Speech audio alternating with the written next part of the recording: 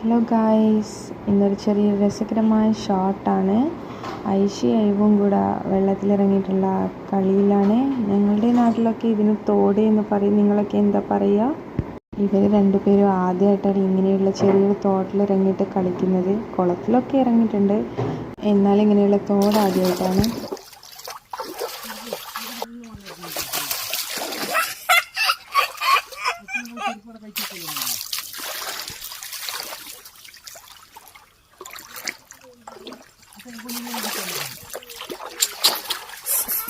അയ്യോ സൂപ്പർ.